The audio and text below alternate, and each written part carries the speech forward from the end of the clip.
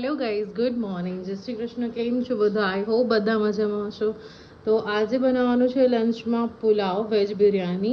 તો હું તમને એની રેસીપી તમારી સાથે શેર કરું છું. તો મેં એક તપેલીમાં અહીંયા પાણી લઈ લીધું છે અને એની અંદર હું એડ કરીશ એક lemon slice and then add કરીશ એક દાલચીની અને 2 લોંગ અને એક ઇલાયચી એડ કરી દઈશું આમાં. અને થોડું એક એવું સોલ્ટ એડ કરીશ, પણ સોલ્ટ તમારે ટેસ્ટ પ્રમાણે એડ કરવાનું છે બિકોઝ આપણે બિરયાનીમાં મેડિનેશનમાં બી એડ કરીશું. તો આ મેં થોડું સોલ્ટ એડ કરી દીધું છે અંદર અને થોડું એવું ઘી એડ કરવાનું છે જેથી કરીને આપણી બિરયાની ખીલી મતલબ કે એકબીજાને ચોંટે નહીં એના માટે. તો એક મેં ઘી એડ કરી દીધું છે 1 ટેબલ સ્પૂન જેટલું. અને હવે હું એમાં બાસમતી રાઈસ એડ કરી દઉં છું અને બસ એને સ્લો આંચ પર કૂક થવા દેવાનું છે. બહુ હાઈ ફ્લેમ નહીં અને વચ્ચે વચ્ચે બહુ ચલાવવાનું નથી બિકોઝ રાઈસને મેં થોડી વાર પહેલાં પલાળી રાખ્યા હતા. તો થોડી વારમાં જ બની જશે, તો હું તમને બતાવીશ. થોડું ઠંડુ પાણી એડ કરી દેવાનું એટલે છે ને એમ સારા એવા વાંધો ન આવે. રાઈસ કુકિંગ પ્રોસેસ એની બંધ થઈ જાય. તો જો આવા રાઈસ થાય ને એવા થાય ત્યારે તમારે કાઢી લેવાના એને સિલાઈ જાય એટલે. હવે છે ને રાઈસ મસ્ત એવા ચડી ગયા છે તો હું એને આમ ઝારામાં કાઢી લઈશ એટલે શું બહુ વધારે ઓવરકુક ન થઈ જાય. અને એના ઉપર છે ને આપણે થોડું પાણી એડ કરી દેવાનું, ઠંડુ પાણી, એટલે એની કુકિંગ પ્રોસેસ રોકાઈ જાય તો બહુ બાફીને એકદમ પેલા ના થઈ જાય. તો બસ આ સમયે તમારે ઠંડા થઈ જાય ને રાઈસ ત્યારે લેમનને એવું તમે કાઢી શકો છો. તો બસ આવી રીતે એને આમ કાઢી અને પેનમાં મેં ઓઇલ એડ કરીને પનીરને થોડા શેકી લીધા હતા.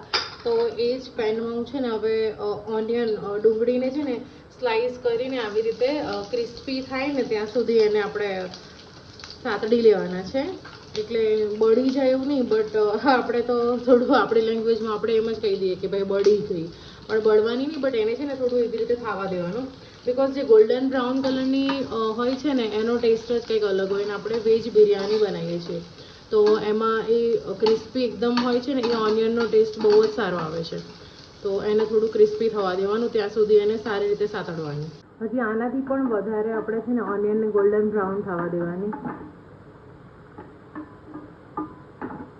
બાળી ઇનશોર્ટમાં આપણે ગુજરાતીમાં કહીએ ને તો બાળી નાખવાની એટલે થોડી ક્રિસ્પી થઈ જાય ને એનો ટેસ્ટ બહુ સારો આવે. તો અને બસ ધીમા તાપે થવા જ દેવાની. અહીંયા એક વાસણ લઈ લીધું છે. હવે એની અંદર એડ કરીશું દહીં, કારણ કે આપણે વેજીટેબલને મેરિનેટ કરવાના છે અને આપણે બનાવી રહ્યા છીએ અત્યારે દમ બિરયાની. તો બસ આને આપણે દહીં લઈ લીધું છે ને, હવે દહીં લઈને પછી એમાં એડ કરી દઈશું થોડું સોલ્ટ, પછી એડ કરી દઈશું એમાં રેડ ચીલી પાવડર, પછી એમાં એડ કરી દઈશું થોડો હલ્દી પાવડર, થોડો ગરમ મસાલો, થોડું ધાણા જીરું પાવડર અને એને સારી રીતે મિક્સ કરી લેવાનું છે.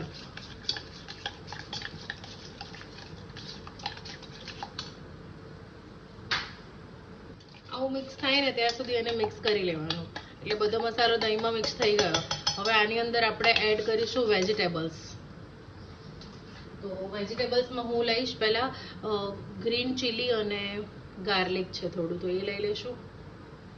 પછી થોડી બ્રોકોલીના પીસીસ પડ્યા હતા તો એ એડ કરી લઈશું આપણે. અને પછી એડ કરી લઈશું થોડી ઓનિયન. થોડું મારી પાસે હતું રેડ બેલ પેપર, લાલ કેપ્સિકમ કહી શકો તમે એને, અને થોડું ગાજર કરીશું, બટાકાના પીસીસ કરીશું, થોડા વટાણા, ફ્લાવર પણ મારી પાસે હતું તો મેં ફ્લાવર પણ લઈ લીધું છે. થોડું ગ્રીન કેપ્સિકમ એડ કરી દઈશું, ટામેટાના પીસીસ એડ કરી દઈશું. આપણી પાસે ઓનિયન ફ્રાય કરેલી હતી એને બી થોડું એડ કરી દઈશું અને બધા મસાલા સાથે સારી રીતે એને મિક્સ કરી અને 20 મિનિટ માટે આપણે એને રહેવા દઈશું. કારણ કે 20 મિનિટ માટે રહેવા દઈશું ને એટલે સારું એવું મેરિનેટ થઈ જશે. જો તમે સ્પૂનથી મદદથી બી કરી શકો છો અને સરખું મિક્સ ના થાય તો તમે હેન્ડની મદદથી સારી રીતે આમ એના ઉપર મસાલો ચડી જાય એવી રીતે આપણે એને કરવાનું છે. એટલે સારો એવો મસાલો એકબીજાના ઉપર ચડી જશે.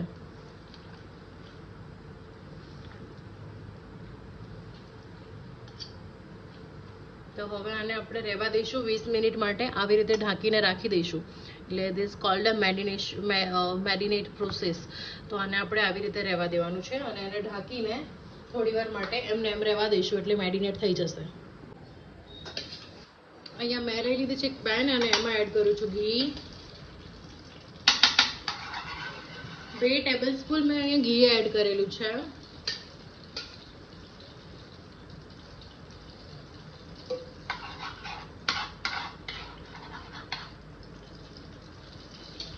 ઘીને થોડું સારું એવું ગરમ થઈ જાય પછી આપણે એમાં એડ કરીશું થોડુંક એવું જીરું.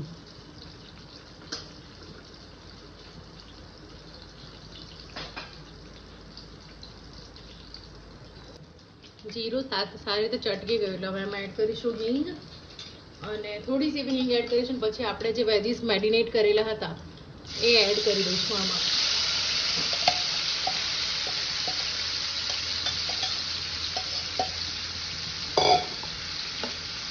એને સારી રીતે મિક્સ કરી લેવાના છે.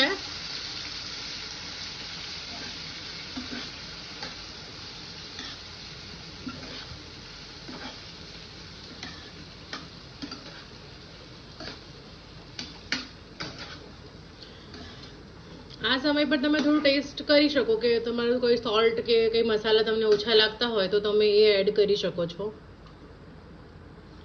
તો બસ સારી રીતે એને મિક્સ થઈ જાય ને આવી રીતે પછી એને ઢાંકીને 20 યા મતલબ કે 5-10 મિનિટ માટે એને આપણે કૂક થવા દઈશું. એટલે શું થોડા એકદમ આપણે વેજીટેબલ્સને કૂક પણ નથી કરી લેવાના. ઓવર કૂક થઈ જશે તો બી તમને ટેસ્ટમાં મજા નહીં આવે. તો આપણે એને થોડા ધીમે ધીમે થોડા એવા 80% જેવા કૂક કરવાના છે એને. તો બસ આવી રીતે એને મસ્ત રીતે કરી દેવાના મિક્સ. અને પછી એમાંથી આપણે છે ને ઉપર થોડી આપણી જે ક્રિસ્પી ઓનિયન્સ હતી ને જે આપણે ફ્રાય કરી હતી એને એડ કરી દઈશું અને એને સારી રીતે ઢાંકીને થવા દઈશું. થોડી વારે તમારે વચ્ચે એને આમ ચલાવતા રહેવાનું એટલે નીચે ચોંટે નહીં. અને હા, તમારે આમાં પાણી એડ નથી કરવાનું આને, બિકોઝ આપણે દહીંમાં મેરિનેટ કર્યું છે એને, તો આપણે સોલ્ટ બી એડ કર્યું છે અંદર, તો એ ઓલરેડી એનું પાણી થોડું છોડશે. તો વધારે પાણી આમાં એડ જ નહીં કરવાનું, નહીં તો તમને ટેસ્ટમાં મજા જ નહીં આવે. અને આપણે નોર્મલી ઘીમાં સાતળવા દેવાનું અને વચ્ચે વચ્ચે થોડું મિક્સ કરી દઈએ એટલે શું નીચેથી ચીપકે પણ નહીં અને બધા વેજીટેબલ સારી રીતે કૂક થઈ જાય.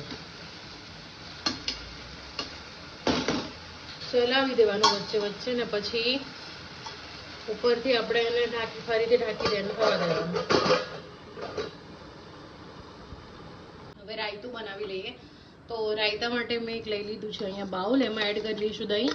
દહીં તમારે બહુ ખાટું પણ નહીં અને બહુ પેલું એકદમ મોડું પણ નહીં એવું લેવાનું, તો તમને રાયતું ખાવાની મજા આવશે. અને એમ બી અત્યારે ઉનાળો છે તો ઉનાળામાં તો રાયતાની મજા કંઈક અલગ જ હોય છે. તો બસ રાયતા માટે એમાં એક બાઉલમાં દહીં લઈ લીધું છે. કેવું પાણી એડ કરવાનું, વધારે પાણી એડ નથી કરવાનું. મારું જે બાઉલ દહીંવાળું હતું એમાં મેં પાણી એડ કરીને લઈ લીધું છે. હવે એડ થઈ જાય પછી તમે હેન્ડ વિસ્કર હોય તો એની મદદથી, યા ફિર મારી પાસે આ પ્રોડક્ટ છે જે આપણે કોફી ફોર્મ કરીએ, તો બસ આવી રીતે હું કરી અને એને સારી રીતે કરી લઈશ મિક્સ. તો આવી રીતે ક્રીમી બની જાય ને ત્યાં સુધી એને સારી રીતે મિક્સ કરી લેવાનું. આમાં હું એડ કરીશ મારી પાસે છાશનો જે મસાલો હતો, લાઈક હું ઘરે જ બનાવું છું, ફુદીનો, જીરું, શેકેલું ધાણા, શેકેલા ધાણાને બધાને મિક્સ કરીને. તો 1 ટેબલ સ્પૂન હું એડ કરું છું. અને અલગથી મારી પાસે શેકેલું જીરું હતું તો એ પણ હું થોડું એડ કરું છું. અને થોડુંક એવું સોલ્ટ એડ કરું છું અને થોડુંક એવું સંચળ પાવડર એડ કરું છું, બિકોઝ સંચળ પાવડરથી ટેસ્ટ વધારે સારો આવે, તો એ એડ કરું છું. અને એમાં એડ કરીશ હું વેજીટેબલ, એટલે કે તમે તમારી ચોઈસનું ક્યુકુમ્બર, મતલબ કાકડીનું રાયતું બી ઘણા લોકો બનાવતા હોય છે, બટ મારી પાસે અવેલેબલ નહોતું. મારી પાસે ગાજર, ઓરેન્જ જે કેરેટ આવે છે એ અવેલેબલ હતું, તો મેં એ એડ કર્યું છે. અને બસ પછી એને સારી રીતે મિક્સ કરી લેવાનું છે રાયતામાં. કલર તો કેટલો મસ્ત લાગે છે. તો સારું એવું મિક્સ થઈ ગયું છે રાયતામાં. એ કલર કેરેટ મિક્સ થઈ ગયું છે. તો હવે આટલું થીક હોય તો જ તમને મજા આવશે રાયતું ખાવાની. તો આટલું થીક હોય એવું તમારે કન્સિસ્ટન્સી રાખવાની રાયતાની. અને પછી એમાં એડ કરી દઈશું આપણે થોડુંક બુંદી. જો તમારી પાસે હોય તો તમે એડ કરી શકો, અધરવાઇઝ ઓપ્શનલ છે. અને થોડીક એવી હું બુંદી ઉપરથી સ્પ્રિંકલ કરી અને થોડી વાર માટે ફ્રીઝમાં મૂકી દઈશ એટલે થોડું ચીલ્ડ થઈ જશે તો ખાવાની વધારે મજા આવશે. અને થોડીક ઉપરથી કોથમીર સ્પ્રિંકલ કરી લઈશું. તો બસ આપણું રાયતું બનીને રેડી છે. અને આને તમે બિરયાની સાથે, પુલાવ સાથે યા ફિર ખીચડી સાથે બી સર્વ કરી શકો છો. તો આને આપણે ફ્રીઝમાં મૂકી દઈશું. તો આપણા વેજીસ બસ સારા એવા કુક થઈ ગયા છે. તો હવે છે ને આને સારી રીતે એક વખત ફરીથી મિક્સ કરી લઈશું. મતલબ બહુ વધારે કુક નથી કરવાના આપણે, 80% કુક કરવાના. તો હા, આસાનીથી થઈ જાય છે કુક. આમ કટ કરીએ આપણે ચમચાની મદદથી તો એ થાય છે. તો બસ આપણે આને આવા જ કુક કરવાના છે. હવે આના ઉપર આપણે રાઈસનું લેયર કરી લઈશું. હવે હું આના ઉપર રાઈસનું લેયર કરી લઈશ. રાઈસ તો એવા સરસ ખીલા ખીલા બનેલા છે, સો એને તો કોઈ પ્રોબ્લેમ નથી.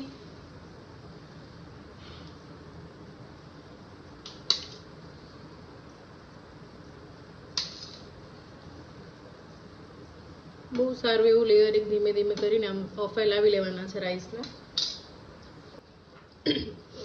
મેં સારા એવા રાઈસને અહીંયા લેયર એક કરી લીધું છે. અને હા, તમે ગરમ મસાલા યુઝ મતલબ તમને ટેસ્ટ વધારે ગમતો હોય તો જ્યારે આપણે વેજીટેબલને ફ્રાય કરીએ છીએ ને ત્યારે જ તમે એમાં ગરમ મસાલા લવિંગને એવું પણ એડ કરી શકો છો.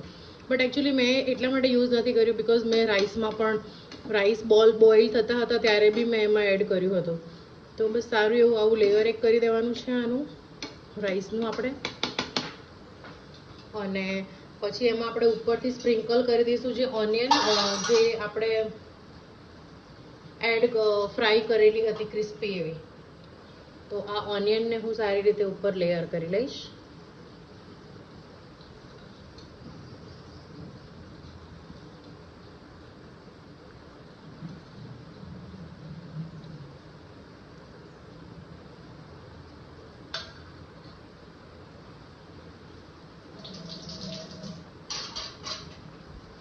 હવે એ લેયર થઈ ગયું છે. પછી મેં એક આપણે દૂધમાં કેસર થોડું એડ કરી અને એને થોડી વાર માટે આવું કરી લીધું હતું. તો બસ એને આપણે આના ઉપર થોડું થોડું કરીને આવી રીતે કેસર સેફ્રોન મિલ્ક સ્પ્રિંકલ કરી લેવાનું છે. તમે વોટરમાં એડ કરીને બી કરી શકો છો, પણ મિલ્કવાળો કેસરનો કંઈક ટેસ્ટ સારો આવે છે. અને પછી ઉપરથી આપણે થોડા કોથમરી સ્પ્રિંકલ કરી લઈશું.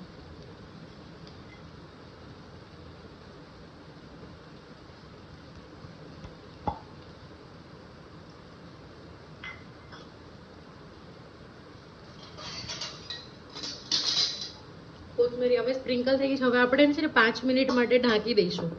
એટલે એના જ ભાપમાં એની સ્મેલથી વરાળથી જે એનો ટેસ્ટ આવશે ને, બધા રાઈસમાં વેજીસનો વરાળ જશે તો એનો ટેસ્ટ કંઈક સારો આવશે. તો આપણે બસ 5 મિનિટ માટે એકદમ સ્લો આંચ પર એને કૂક થવા દઈશું. તો અહીંયા દમ મસ્ત એવો આવી ગયો છે બિરયાનીને. કેટલી સરસ લાગી રહી છે ને વેજ બિરયાની. મસ્ત એવી વેજ બિરયાની બનીને રેડી છે. હવે આને તમે ચાહો તો મિક્સ કરી શકો છો, અધરવાઇઝ લેયરમાં પણ ટ્રાય કરી શકો છો. જે લોકો એવું કહે છે ને કે વેજ બિરયાની હોતી જ નથી ને ઓનલી નોનવેજ બિરયાની જ હોય છે, તો એ લોકોને તમે જરૂર આ વિડીયો શેર કરજો કે ના, વેજ બિરયાની પણ બની શકે છે. સો